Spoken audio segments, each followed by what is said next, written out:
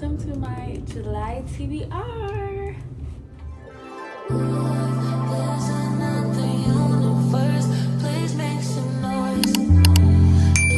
Going over my July TBR and also my Summerween TBR. If you guys don't know what Summerween is a readathon hosted by Gabby Reads. She does this every July.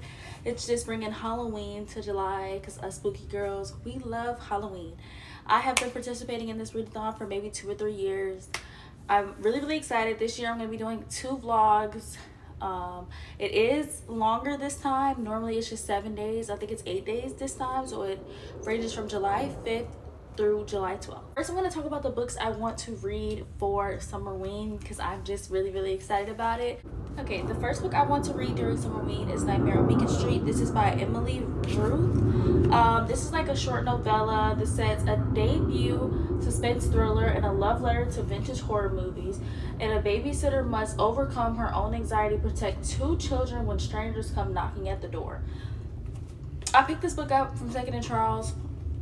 I'm really excited. I think it's under 200 pages, and I have heard good things about it. It says one night, one house, one dead body. So yes, and I don't know which one I'm going to use this for. This can also go for the novella. It can go for the sky on the cover. I'll have somewhere in the video which book fits for which prompt. Then we have You're Not Supposed to Die Tonight. I had this book for probably a year or 2. I did buy the hardcover, and then when the paperback came out, I sold the hardcover and picked up the paperback. But I know that this is like a summer camp slasher horror. I actually made it like 50% through, and then I was like, okay, I kind of want to read something else.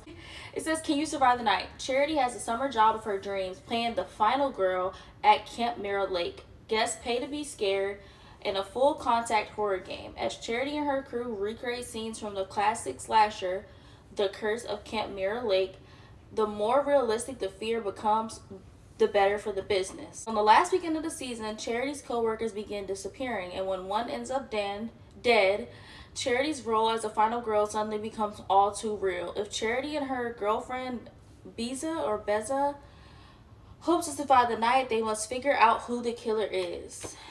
And I've heard really good things. This also can go for the prompt with the night on the cover. And I don't know, I've heard good reviews about this, and I've read other books by her, so I just figured this is great summer type slasher vibes. So I just think this is going to be a good read for Summerween. Then I have this short stories anthology. This is from The Black Girl Survives in this one. I've owned this probably since it came out, and I haven't read it. Yes, this came out in 2024, so I've had this since it came out. It has a lot of authors I have not heard from before, but then it also has some that I have read from before. It has Erin E. Adams, which she just released a new book this year. It also has the sisters who wrote The Summer I Ate the Rich. I don't know. It has a couple different authors in there. I'm really excited. It all features Black main characters, so I also thought this would be another good book that I can read for Summerween by BIPOC authors. So yes, I'm really excited. I am going to go into this one blind because it is a short stories collection. The words on the back says, fun and bone-chilling stories that kept my eyes glued for the page. The Black Girl Survives in this one anthology is what I've been waiting for. And that was by Alexis Henderson, the author of The Year of the Witching. Also, the author of The Ring Shout left a blurb. So I'm really excited. This is also YA. So I don't know where I'm going to fit this in at, but this is also a book I want to read during the Summerween readathon. This is Walking Practice. I'm so excited for this book. I've been yearning to read this book. When I seen this book at 2nd and Charles, it was no way I was going to leave it behind. But this follows aliens who landed on Earth, and I believe they landed in South Korea. And they're shape-shifting aliens that find themselves stranded on an unfamiliar planet, disabled by Earth's gravity. To survive, they need to practice walking, and what better way than to hunt their food as they discover humans are delicious. Intelligent, clever, and adaptable, the aliens shifts their gender appearance construct to suit a prey's sexual preference, and then attacks at a pivotal moment of their encounter. The use of variety hunting tools, and including on a popular dating app to target their juiciest prey. and carry a backpack filled with torturous instruments and cleaning instruments. But the aliens' existence begin to unravel one night when they're afraid to kill their last meal. When they fail to kill their last meal. So I'm really excited to see. I've heard nothing but good things about this book. I'm a little nervous, but the cover is gorgeous, so I'm gonna go ahead and get this done. I think this is underneath 200 pages. Yeah, it's underneath 180 pages, so this will be a fast and easy read. I can also read this in the dark. But yeah, I'm really excited to read this. I'm a little nervous because it's been hyped up and I don't want to be let down, but I'm also really excited. Last but not least is I Am the Dark That Answers When You Call. This is the second book to... Where is she? Where is she? I feed her to the beast and the beast is me. I am so excited to read something else by Jameson Shea. This is also going to be my audiobook for the readathon. And I'm also going to be buddy reading with someone that I follow over on Instagram. So I'm really excited. I'm not going to tell you guys the synopsis because this is the second book. But in the first book, there's a ballerina who stumbles across this demonic river. And she kind of intertwines with this river so that she could reach success. And a lot of things happen, a lot of crazy things. If you want to read a horror that also has something about being a ballerina and the art of dance, I loved it. And also the female main character was black. She was also talking about how hard it is to get picked for certain roles. It was just a different type of horror that I never read before. So I'm really excited about the second book. This is the end of the series. So it's a nice quick little duology. And the audiobooks are top tier. So I'm excited to jump back into this. And that is my TBR for Summerween. I am so excited to be creating content. I'm also going to be doing like the little Instagram posts. I'm also going to be doing the bingo board. So stay tuned for those vlogs. And now on to my July TBR. This is just books that I'm going to read throughout the month. So first we have manga. I haven't read manga in a while. This is Zom 100. This is volume 1 and 2. This is about a zombie apocalypse. It says a bucket list of the dead. After spinning gears, hauling away with soul-crushing company, life is lost in Sluster. But when a zombie apocalypse rages into his town, it gives him the push that he needs to live for himself. Now Kira is on a mission to complete all 100 items on his bucket list before he, well, kicks the bucket. He's 24, and doing a bucket list in the middle of a zombie apocalypse is so, like, Gen Z. It's crazy to me. So, and also the artwork in this is also kind of dope. Like, I'll show you guys. So, yes, I do want to pick these up, see what the series is about. I've heard good things.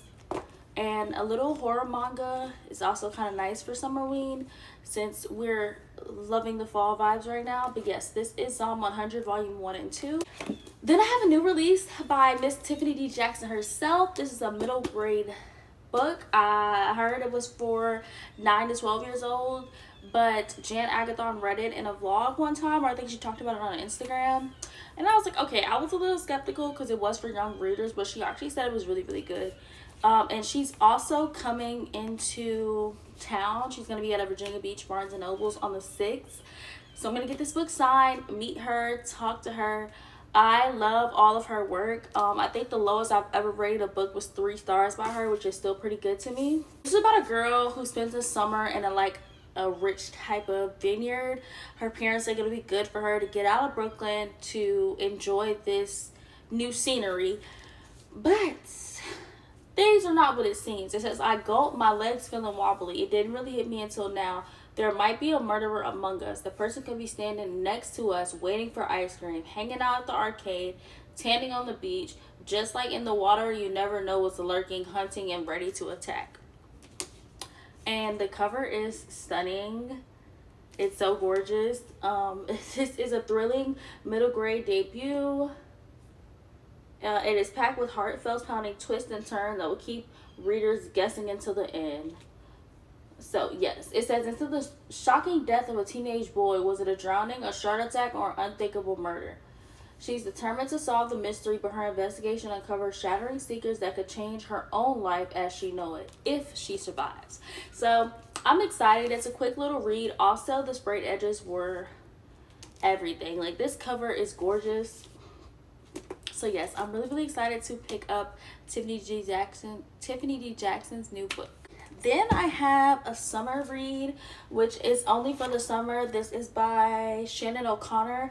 This follows two best friends who fake date. Only one of them is actually in love with the best friend. I seen this at Second and Charles. This is an indie published book, and I said, you know, fake dating in the summer. They're at the beach. It says, someone should have told me pretending to date your best friend only works if you aren't in love with them. This follows Kennedy and Sienna. Sienna is actually in love with her best friend, but it says, Kennedy says, I'm not in love with my best friend. That's what I tell every girl I date anyways, but it always ends up the same. Sienna are close, but it isn't until this summer. So I don't know what's going to happen. It says, Sienna, I'm in love with my best friend, but I'm too afraid to admit it. I'm just a hopeless romantic who hopes her best friend might one day see her as more. After all, a fake relationship only for the summer can't hurt, right? Fingers crossed they be together, because yearning for your best friend and also still being her friend, I want to know how she's going to get that dynamic across. But yes, I'm really excited. And this is also a nice, cute, short summer read. And yeah, I haven't heard many things about it, but honestly, the cover drew me in. And then Only for the Summer kind of reminded me of Only for the Week, summer-esque type of vibes. That is all for my July TBR. I hope you guys enjoyed today's video. And if you guys did, do not forget to like, comment, and subscribe. And I'll see you guys in my Summerween readathon. Peace. Y'all, and I love my new Pioneer Woman cup. $4. I think it was $4.97 at Walmart. So cute. Got a little handle. It's just everything. I love it. I love it. I love it.